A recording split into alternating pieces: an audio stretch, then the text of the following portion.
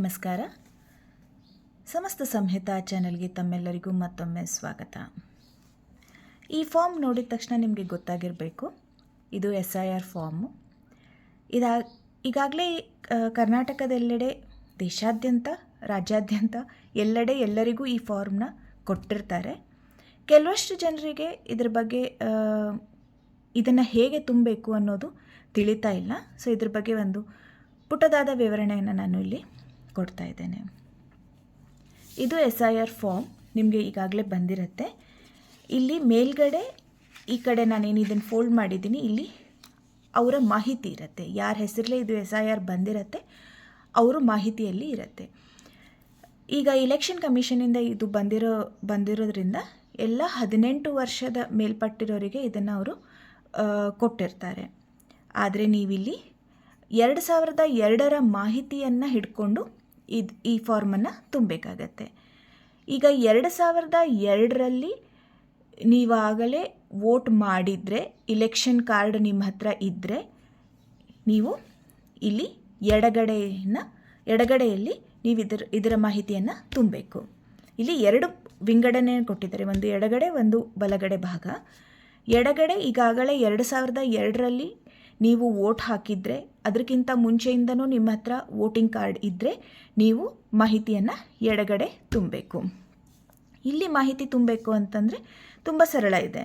ಮತದಾರರ ಹೆಸರು, ನಿಮ್ಮ ಹೆಸರು, ಪೂರ್ತಿಯಾದ ಹೆಸರು, ಗುರುತಿನ ಚೀಟಿ ಸಂಖ್ಯೆ ಲಭ್ಯವಿದ್ದರೆ, ಅಂದರೆ ಈಗಾಗಲೇ ನಿಮ್ಮ ಹತ್ರ ವೋಟರ್ ID ಅದರಲ್ಲಿ ಒಂದು ನಂಬರ್ ಇರುತ್ತೆ.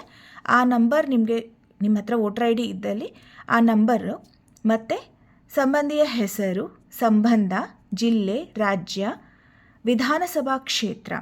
ವಿಧಾನಸಭಾ ಕ್ಷೇತ್ರದ ಹೆಸರನ್ನು ಆಗಲೇ ಅವರು ಇಲ್ಲಿ ಮೇಲ್ಗಡೆ ಏನು ನಿಮ್ಮ ಹೆಸರು, ನಿಮ್ಮ ಅಡ್ರೆಸ್ಸು ಎಲ್ಲ ಕೊಟ್ಟಿದ್ದಾರೆ, ಅಲ್ಲಿ ಕ್ಷೇತ್ರದ ನಂಬರನ್ನು ಕೊಟ್ಟಿರ್ತಾರೆ. ಆ ನಂಬರನ್ನು ಇಲ್ಲಿ ನೀವು ಮೆನ್ಷನ್ ಮಾಡಬೇಕು. ಕ್ಷೇತ್ರದ ಹೆಸರು, ಅಕಸ್ಮಾತಾಗಿ ನೀವು ಈಗ ನಿಮ್ಮ ಜಿಲ್ಲೆಯ ಹೆಸರನ್ನು ಹಾಕಬೇಕಾಗತ್ತೆ ಅಲ್ಲಿ. ಆಮೇಲೆ ಇಲ್ಲಿ ವಿಧಾನಸಭಾ ಕ್ಷೇತ್ರದ ಸಂಖ್ಯೆ ಅಂತ ಇದೆ. ಸಂಖ್ಯೆನ ನಾ ಈಗಾಗಲೇ ಹೇಳಿರೋ ಹಾಗೆ ಅವರು ಇಲ್ಲಿ ನಿಮ್ಮ ಹೆಸರೇನು ಇಲ್ಲಿ ಮೇಲ್ಗಡೆ ಇರುತ್ತಲ್ಲ, ಅಲ್ಲೇ ಆ ಸಂಖ್ಯೆಯನ್ನು ಅವರು ಕೊಟ್ಟಿದ್ದಾರೆ. ಅದರಲ್ಲೇ ಭಾಗ ಸಂಖ್ಯೆ ಇದೆ ಮತ್ತು ಕ್ರಮ ಸಂಖ್ಯೆ ಇದೆ.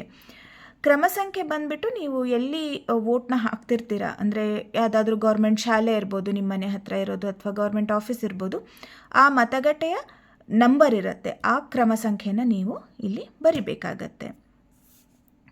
ಹಾಗೆ ಇಲ್ಲಿ ಕೆಳಗಡೆ ನಿಮ್ಮ ಜನ್ಮ ದಿನಾಂಕ, ತಾರೀಕು, ವರ್ಷ, ತಿಂಗಳು ಅದನ್ನು ಬರಿಬೇಕು. ಆ್ಯಕ್ಟಿವ್ ಆಧಾರ್ ಸಂಖ್ಯೆ, ಈಗಂತೂ ಎಲ್ಲರ ಹತ್ರನೂ ಆಧಾರ್ ಕಾರ್ಡ್ ಇದೆ, ಸೊ ಇಲ್ಲಿ ನೀವು ಆಧಾರ್ ಸಂಖ್ಯೆಯನ್ನು ಬರಿಬೇಕು. ಆಮೇಲೆ ಆ್ಯಕ್ಟಿವ್ ಆಗಿರೋ ಅಂಥ ಮೊಬೈಲ್ ನಂಬರನ್ನು ಬರಿಬೇಕು. ತಂದೆಯ ಹೆಸರು, ತಾಯಿಯ ಹೆಸರು, ಹಾಗೆ ಸಂಗಾತಿಯ ಹೆಸರು. ಈಗಾಗಲೇ ನಿಮ್ಮ ಮದುವೆ ಆಗಿದ್ದರೆ ನಿಮ್ಮ ಗಂಡ ಅಥವಾ ಹೆಂಡತಿ. ಇಲ್ಲಿ ಅರ್ಥ ಮಾಡ್ಕೊಳ್ಳೋದು ಏನಂತಂದರೆ, ಸಂಗಾತಿ ಅಂದರೆ ನಿಮ್ಮ ಗಂಡನೂ ಆಗಿರ್ಬೋದು, ಅಥವಾ ನೀವು ಪುರುಷರಿದ್ದರೆ ನಿಮ್ಮ ಹೆಂಡತಿಯ ಹೆಸರು ಆಗಿರ್ಬೋದು.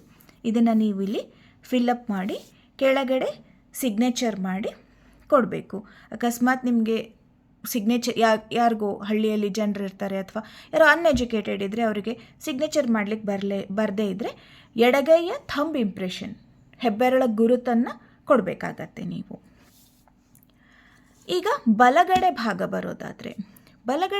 ಬರೋದಾದರೆ ನೀವು 2002ರಲ್ಲಿ ಅಕಸ್ಮಾತಾಗಿ ನೀವು ನಿಮ್ಮ ಹತ್ರ ವೋಟರ್ ID ಇದ್ದಿದ್ದಿಲ್ಲ, ಕಾರಣಗಳಿರುತ್ತೆ. 18 ವರ್ಷಕ್ಕಿಂತ ಕೆಳಗಡೆ ಇದ್ದರೆ ನಿಮಗೆ ವೋಟರ್ ID ದೊರಕಿರೋದಿಲ್ಲ, ಅಥವಾ ನೀವು 18 ವರ್ಷ ಆಗಿದ್ರೂ ಊರು ಬಿಟ್ಟು ಊರಿಗೆ ಹೋಗಿರ್ತೀರ, ಆ ಊರಲ್ಲಿ ಏನು ಮಾಡಿಸೋದು, ನಮ್ಮೂರಲ್ಲೇ ಮಾಡಿಸ್ಬಹುದು ಅಂತ ನೀವು 2002ರಲ್ಲಿ ನೀವು ಮಾಡಿಸಿರೋದೇ ಇಲ್ಲ, ಅಥವಾ ನಿಮ್ಮ ಹತ್ರ ವೋಟರ್ ID ಇರೋದೇ ಇಲ್ಲ ಆ ಟೈಮ್ ತನಕ, ಆಮೇಲೆ ಯಾವಾಗೋ ಮಾಡಿಸಿರ್ತೀರ.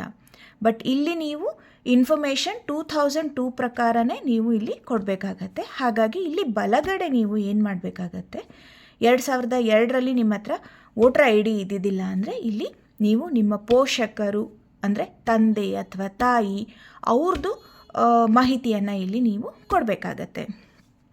ಫಾರ್ ಎಕ್ಸಾಂಪಲ್, ಈಗ 2002ರಲ್ಲಿ ನನ್ನ ಹತ್ರ ವೋಟರ್ ID ಇದ್ದಿದ್ದಿಲ್ಲ. ಹಾಗಾಗಿ ನಾನು ಈಗ ಇಲ್ಲಿ ಕೊಡೋದು ಅಂತಂದರೆ, ನಾನು ನನ್ನ ತಂದೆಯ ವಿವರಗಳನ್ನು ನಾನು ಇಲ್ಲಿ ಕೊಡ್ತೇನೆ. ತಂದೆಯ ವಿವರ ಕೊಡೋದಾದರೆ, ಈಗ ಫಾರ್ ಎಕ್ಸಾಂಪಲ್ ನನ್ನ ತಂದೆ ಹೆಸರು XYZ ಅಂತ ಇಟ್ಕೊಳ್ಳಿ. ಈಗ ಅವ್ರ ಹೆಸರನ್ನ ನಾನು ಬರೆದೆ. ಈಗ ಏನಾಗತ್ತೆ, ಮತದಾರ ಭಾವಚಿತ್ರ ಗುರುತಿನ ಚೀಟಿ ಸಂಖ್ಯೆ ಲಭ್ಯವಿದ್ದಲ್ಲಿ ಇವ್ರದ್ದು ವೋಟರ್ ಐ ಡಿ ಇದ್ದೇ ಇರುತ್ತೆ. ಸೊ ನಾನು ಇಲ್ಲಿ ಇವ್ರದ್ದು ವೋಟರ್ ಐ ಡಿನ ಕೊಡ್ತೀನಿ. ಸಮಥಿಂಗ್ ಲೈಕ್ 789345 ಈ ಥರ ಏನೋ ಒಂದು ಎಕ್ಸಾಂಪಲ್ ಹೇಳ್ತಾ ಇದ್ದೀನಿ. ನಾನು ಇಲ್ಲಿ ಅವ್ರದ್ದು ಗುರುತಿನ ಚೀಟಿನ ಬರೀತೀನಿ. ಸಂಬಂಧಿಯ ಹೆಸರು ಅಂದರೆ ಇಲ್ಲಿ ಇವ್ರದ್ದು ಪೋಷಕರದ್ದು ಬರಿಬೇಕಾಗತ್ತೆ. ನನ್ನ ತಂದೆಯ ಪೋಷಕರದ್ದು ಅಥವಾ ಅವರ ತಂದೆಯದ್ದು ಇನ್ಫಾರ್ಮೇಷನ್ನ ನಾನು ಕೊಡಬೇಕಾಗತ್ತೆ.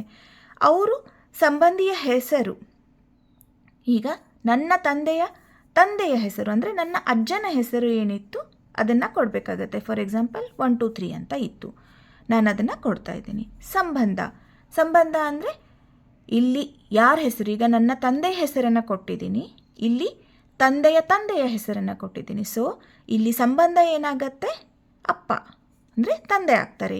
123 XYZ ತಂದೆ ಆಗ್ತಾರೆ. ಸೊ ಈ ಸಂಬಂಧ ತಂದೆ.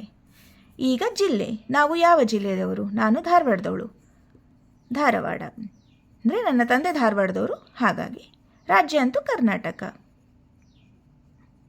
ಇದನ್ನು ನಾನು ಕೊಡ್ತೇನೆ.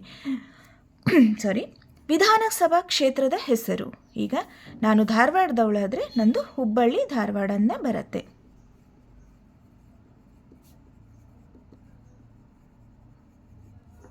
ಓಕೆ,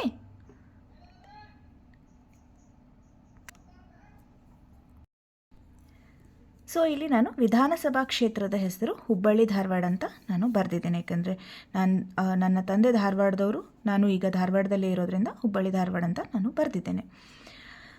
ಆಮೇಲೆ ಇಲ್ಲಿ ವಿಧಾನಸಭಾ ಕ್ಷೇತ್ರದ ಸಂಖ್ಯೆಯ ಹೆಸರು, ಅಲ್ಲಿ ನಾನು ಆಗಲೇ ಈ ಕಡೆ ಫಾರ್ಮ್ ತುಂಬಬೇಕಾದ್ರೆ ಹೇಳಿರೋ ಹಾಗೆ ಇದು ಕ್ಷೇತ್ರದ ಹೆಸರು, ಸಂಖ್ಯೆ, ಭಾಗ ಸಂಖ್ಯೆ, ಕ್ರಮ ಸಂಖ್ಯೆ, ಇವೆಲ್ಲ ವಿವರಗಳನ್ನು ನಮ್ಮದು ಇಲ್ಲಿ ಮೇಲ್ಗಡೆ ಫಾರ್ಮಲ್ಲೇ ಅವರು ಕೊಟ್ಬಿಟ್ಟಿರ್ತಾರೆ. ಸೊ ಹಾಗಾಗಿ ಅದನ್ನು ನಾವು ಇಲ್ಲಿ ತುಂಬೋದು.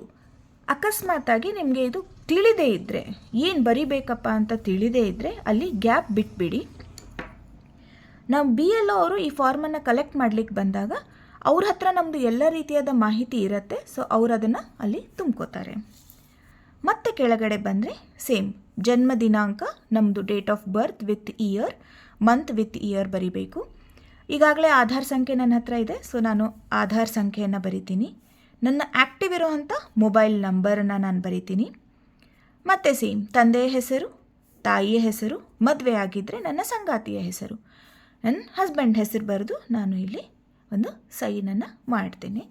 ಇದಾಗಿಂದ ನೀವು ಅಕಸ್ಮಾತಾಗಿ ಅವರು BLOದವರು ಬರಲಿಲ್ಲ ಅಂದರೆ ನೀವೇ ಅವ್ರದ್ದು ಮೇಲ್ಗಡೆ ನಂಬರ್ ಕೊಟ್ಟಿರ್ತಾರೆ, ಅವ್ರ ನಂಬರ್ಗೆ ಫೋನ್ ಮಾಡಿ ನೀವು ಅವ್ರಿಗೆ ಕರೆಸಿ ಇದನ್ನು ಫಾರ್ಮನ್ನು ಸಬ್ಮಿಟ್ ಮಾಡಬೇಕು. ಈಗಾಗಲೇ ಜೂನ್ 30 ತಾರೀಕಿನಿಂದ ಇದು ಸ್ಟಾರ್ಟ್ ಆಗಿದ್ದು, ಈ ತಿಂಗಳ ಕೊನೆವರೆಗೆ, ಜುಲೈ ತಿಂಗಳ ಕೊನೆವರೆಗೂ ಮಾತ್ರ ಇದು ಇದೆ.